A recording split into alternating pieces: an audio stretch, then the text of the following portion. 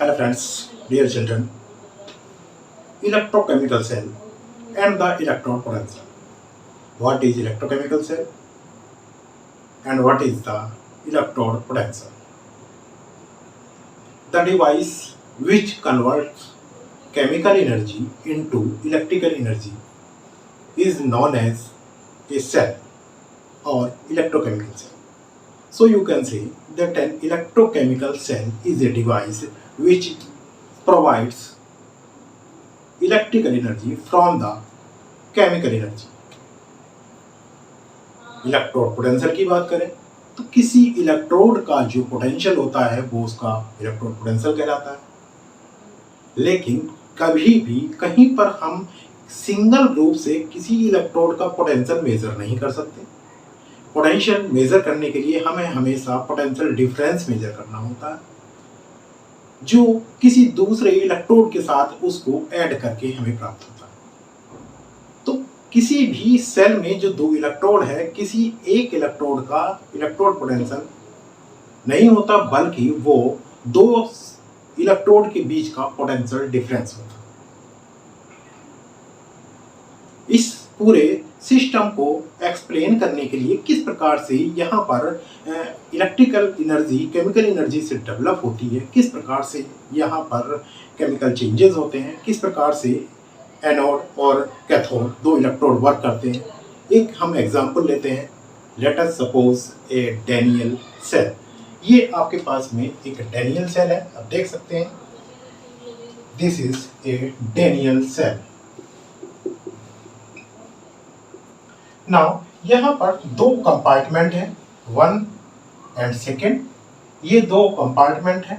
इस कंपार्टमेंट में ये हमारे पास एक रॉड आप जो देख रहे हैं, ये जिंक की रॉड है और इसमें जो सलूशन है वो जिंक सल्फेट का सलूशन है। इस कंपार्टमेंट में जिंक सल्फेट का सलूशन है और जिंक सल्फेट के सलूशन में जिंक मेटल की रॉड हमने डिप की है। सिमिलरली यहाँ पर सेकंड कंपार्टमेंट है। सेकंड कंपार्टमेंट में ये जो आप रॉड देख रहे हैं, ये सेकंड रॉड है। यहाँ पर ये जिंक की रॉड थी, यहाँ पर ये सेकंड रॉड है कॉपर की। ये कॉपर की रॉड है और ये कॉपर सल्फेट के सलूशन में डिसॉल्व की गई है, अर्थात कॉपर सल्फेट के सलूशन में कॉपर के मेटल रॉड को डिप किया गया है। तो यहाँ पर इस कंपार्टमेंट में कॉपर की रॉड एक इलेक्ट्रोड का वर्क कर रही है और इस कंपार्टमेंट में जिंक की रॉड एक इलेक्ट्रोड का वर्क कर रही है। इन दोनों कंपार्टमेंट को हम एक इस यू शेप्ड ट्यूब से कनेक्ट कर देते हैं। दोनों सॉल्यूशन इस यू ट्यूब से कनेक्ट हो जाते हैं। इस यू ट्यूब को हम साल्ट ब्रिज के नाम से जानते हैं। This is salt bridge. ये साल्ट ब्रिज होता है जिसमें कि यहाँ पोटेशियम क्लोराइड, आपके पास पोटेशियम क्लोराइड, पोटेशियम नाइट्रेट और एक्सेट्रा इस तरह के कोई इलेक्ट्रोलाइट सैचुरेटेड पोजीशन में होता है। यहाँ सैचुरेटेड सॉल्यूशन इस साल्ट ब्रिज को कंप्लीट करता है। नाउ एक हम सर्किट डेवलप करते हैं। एक इलेक्ट्रोड से वायर कनेक्ट करके यहाँ पर कीवी लगा देते हैं, उसके बाद एक एमीटर कनेक्ट कर देते हैं और दूसरे इलेक्ट्रोड से जोड़ देते हैं। तो यहाँ पर जो हमारा करंट फ्लो होगा, जो करंट डेवलप होगा, वो हम यहाँ पर मेजर कर सकते हैं कि क्या करंट डेवलप हो रहा है या कितना करंट डेवलप हो रहा है। नाउ यहाँ पर जो रिएक्शन होती है, देखिए सबसे पहले यहाँ पर जिंक का ऑक्सीडेशन होता है। यहाँ पर ये हमारे पास एनोडिक कंपार्टमेंट होता है। This is anodic compartment. ये हमारा एनोड है और ये हमारा कैथोड है। और किस प्रकार से यहाँ पर ये रिएक्शन होगी, यहाँ जिंक का, इसमें जिंक का ऑक्सीडेशन होगा। जिंक का जब ऑक्सीडेशन होता है तो ये जिंक आयन में कन्वर्ट हो जाता है और 2 इलेक्ट्रॉन रिलीज करता है। जिंक का ऑक्सीडेशन हुआ, जिंक आयन बने और 2 इलेक्ट्रॉन रिलीज हो गए। ये जिंक आयन मेटल रॉड से निकल रहे हैं तो मेटल रॉड से निकलते हैं तो मेटल रॉड का इस इलेक्ट्रोड का वेट लूज होना शुरू कर देता है, अर्थात वेट कम होना शुरू हो जाता है। और ये जिंक आयन इस सलूशन में आते हैं जहां की ऑलरेडी जिंक सल्फेट का सलूशन है, तो ये जिंक की कंसंट्रेशन को, जिंक आयन की कंसंट्रेशन को इसमें इंक्रीज करते हैं।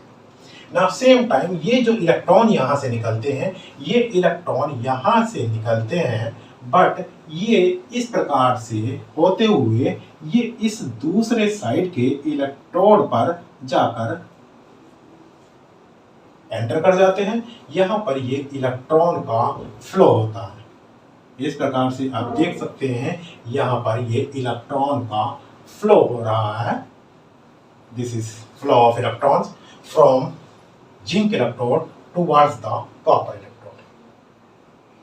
नाउ जब यहाँ पर हमारा जिंक आयन में कन्वर्ट हो रहा है, आप देख रहे हैं ये है ऑक्सीडेशन, तो ये हो रहा है यहाँ पर जिंक का ऑक्सीडेशन, इसलिए ये जो एनोड है, एनोड पर ऑक्सीडेशन हो रहा है, तो इसको आप कहेंगे एनोडिक ऑक्सीडेशन। और यहाँ पर ये हमारे पास सॉलिड था और ये हमारा एक्वस में सॉल्यूशन में चला जाता है। नाउ अब यहाँ पर हमारे पास जो दूसरा सॉल्यूशन है, दूसरा कंपार्टमेंट है, वहां पर इलेक्ट्रॉन यहाँ पर एंटर किए हैं। ये इलेक्ट्रॉन यहाँ पर कॉपर सल्फेट के सॉल्यूशन में जाते हैं। ये जब इस सॉल्यूशन में जाते हैं तो सॉल्यूशन में आपके पास कॉपर सल्फेट सॉल्यूशन है, कॉपर आयन है। कॉपर आयन यहाँ पर इलेक्ट्रॉन गेन करने के बाद कॉपर मेटल में कन्वर्ट हो जाते हैं और कॉपर मेटल इस इलेक्ट्रोड पर डिपॉजिट होना शुरू कर जाता है। जब कॉपर मेटल इस इलेक्ट्रोड पर डिपॉजिट होता है तो कॉपर इलेक्ट्रोड का वेट यहाँ पर गेन करना शुरू कर जाता है, अर्थात यहाँ पर कॉपर इलेक्ट्रोड का वेट बढ़ना शुरू हो जाता है। जहाँ पर जिंक इलेक्ट्रोड का वेट लूज हो रहा था, यहाँ पर कॉपर इलेक्ट्रोड का वेट गेन होना शुरू हो जाता है। तो इस प्रकार से यहाँ पर इलेक्ट्रॉन एब्जॉर्ब हो रहे हैं, ये यहाँ पर कैथोडिक रिएक्शन होगी, अर्थात यहाँ पर ये रिडक्शन हो रहा है। एट कैथोड पर क्या हो रहा है, यहाँ पर कॉपर आयन थे जो एक्वस मीडियम में थे, यहाँ पर 2 इलेक्ट्रॉन इन्होंने लिए और ये कॉपर मेटल में कन्वर्ट हो गए। दिस इज एट कैथोड, जो कि यहाँ पर रिडक्शन हो रहा है इस प्रकार से। तो ओवरऑल यहाँ पर हमारे एनोड पर ऑक्सीडेशन हो रहा है और कैथोड पर रिडक्शन हो रहा है। यहाँ पर जिंक से इलेक्ट्रॉन मूव करके आउटर सर्किट में कॉपर की ओर मूव कर रहे हैं, जबकि हमारा जो करंट का फ्लो होगा, करंट का फ्लो वो हमेशा वो इस डायरेक्शन से, यहाँ पर इस डायरेक्शन से इस डायरेक्शन में होगा। ये हमारा करंट फ्लो होगा। इलेक्ट्रॉनों का फ्लो और करंट का फ्लो जस्ट रिवर्स डायरेक्शन में होगा। इस प्रकार से यहाँ पर करंट फ्लो होता है। नाउ हमारे पास जो 2 ये कंपार्टमेंट है, 2 अलग अलग इलेक्ट्रोड है, इन दोनों अलग अलग इलेक्ट्रोड की क्या रिएक्शन होगी। यहाँ पर हम इसको एक सिंगल इलेक्ट्रोड मान रहे हैं, ये हमारा दूसरा इलेक्ट्रोड है, तो यहाँ पर एक ये रिएक्शन कर रहा है, एक दूसरा इलेक्ट्रोड रिएक्शन कर रहा है, तो हमारा हाफ सेल रिएक्शन के रूप में ये कंसीडर की जा सकती है। So oxidation half cell reaction जो होगी वो हमारी उसी के अकॉर्डिंग होगी। यहाँ पर जिंक सॉलिड स्टेज से यहाँ पर जिंक एक्वस में चला गया है 2 इलेक्ट्रॉन रिलीज करने के बाद, और दूसरा रिडक्शन हाफ सेल रिएक्शन होगी जिसमें कॉपर आयन जो एक्वस मीडियम में थे, यहाँ पर इन 2 इलेक्ट्रॉन गेन किए और यहाँ पर कॉपर सॉलिड में कन्वर्ट हो गए। नाउ अब हम नेट सेल रिएक्शन की बात करें तो नेट सेल रिएक्शन जो होगी, इन दोनों रिएक्शन को जब हम ऐड कर देंगे तो zinc solid plus copper 2 positive aqueous arrow, यहाँ पर zinc 2 positive and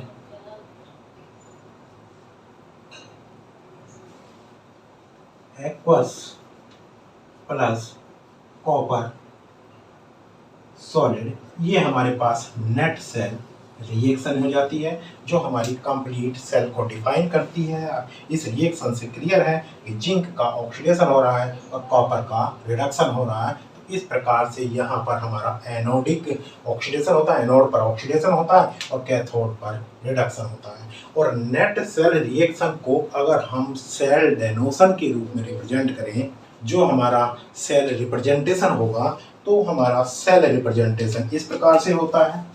cell representation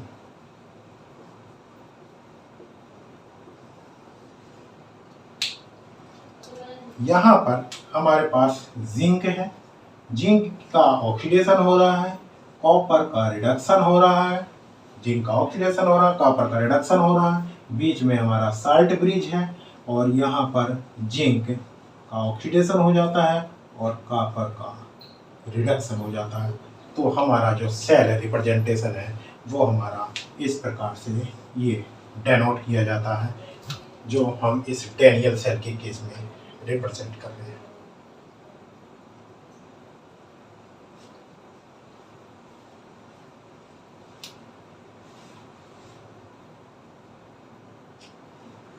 इस पूरे सेल में अब हम अपने एमीटर से जो हमारा करंट फ्लो हो रहा है, जो यहाँ पर पोटेंशियल डिफरेंस के कारण करंट पे जनरेट हो रही है, तो यहाँ पर जितना भी हमारा करंट जनरेट हो रही है उसको हम एमीटर से चेक कर लेते हैं, मेज़र कर लेते हैं और यहाँ इस डैनियल सेल का क्या पोटेंशियल डिफरेंस होगा वो हमारे पास एग्जैक्ट वैल्यू प्राप्त हो जाती है। तो इस तरीके से हम किसी भी इलेक्ट्रोड का, किसी भी सेल का पोटेंशियल डिफरेंस मेजर करते हैं और इस प्रकार से हम सेल डेवलप करते हैं और इस प्रकार से हम सेल का रिप्रेजेंटेशन करते हैं। एक बार फिर से अगर बात करें तो यहाँ पर जिंक का ऑक्सीडेशन हो रहा है, जिंक आयन सोल्यूशन में आते हैं तो रॉड का वेट, इलेक्ट्रोड का वेट कम होने लगता है, जिंक के कंसंट्रेशन सोल्यूशन में हाई होने लगती है। सिमिलर वे में यहाँ कॉपर पर जब इलेक्ट्रॉन एब्जॉर्ब किए जाते हैं बाय कॉपर, तो यहाँ कॉपर सोल्यूशन से कॉपर आयन इलेक्ट्रॉन गेन करने के बाद वो मेटल इलेक्ट्रोड पर डिपॉजिट हो जाते हैं, जिसके कारण मेटल इलेक्ट्रोड का वेट गेन होना शुरू हो जाता है और कॉपर आयन की कंसंट्रेशन इस कॉपर सल्फेट सोल्यूशन में डिक्रीज होनी शुरू हो जाती है। तब यहाँ पर इस तरीके से ये करंट डेवलप होती है जो हमारे इस सेल का पोटेंशियल डिफरेंस बताती है। हाँ, इन द लास्ट जो हम यहाँ पर इस सेल के पोटेंशियल डिफरेंस की बात कर रहे हैं, तो यहाँ पर इस सेल का पोटेंशियल डिफरेंस क्या होगा, इस सेल का ईएमएफ वैल्यू क्या होगी, तो वो हम किस प्रकार से कैलकुलेट करेंगे। जैसे कि हम देखे हैं कि यहाँ पर हमारे पास एक कैथोड है और एक एनोड है और दोनों पर एक पर ऑक्सीडेशन हो रहा है और एक पर रिडक्शन हो रहा है। तो E0 सेल जो हमारे पास होगा, जो इस सेल का टोटल पोटेंशियल होगा वो E0 cathode minus E0 anode के बराबर होगा। यहाँ पर E0 cell equal to the difference of potential of cathode minus anode.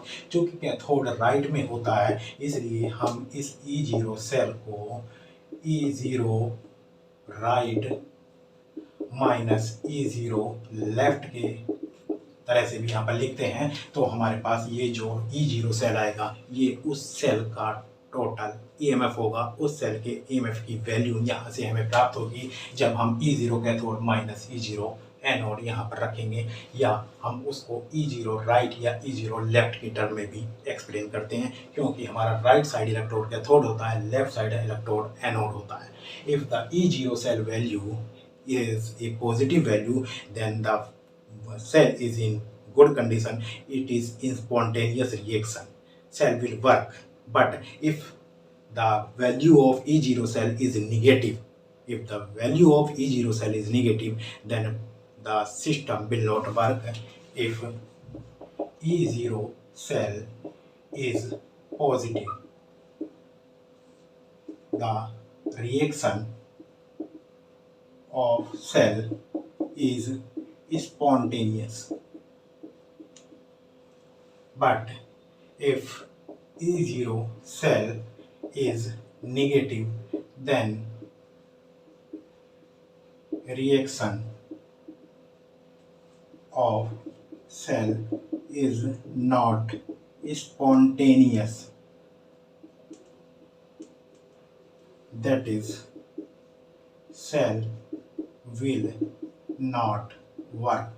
तो यहाँ पर हमारे पास जो सेल वर्क करेगा तभी वर्क करेगा जब यहाँ पर हमारे पास E0 सेल की वैल्यू पॉजिटिव आ रही हो। अगर नेगेटिव आ रही है तो इसका मतलब सेल रिएक्शन स्पॉन्टेनियस नहीं है, हमारा सेल रिएक्शन सही नहीं बना हुआ है। तो यहाँ से ये हमारे पास मेजरमेंट का एक तरीका भी होता है कि हमारे पास रिएक्शन स्पॉन्टेनियस है या नहीं है, ये हमारा E0 सेल से कन्फर्म होता है।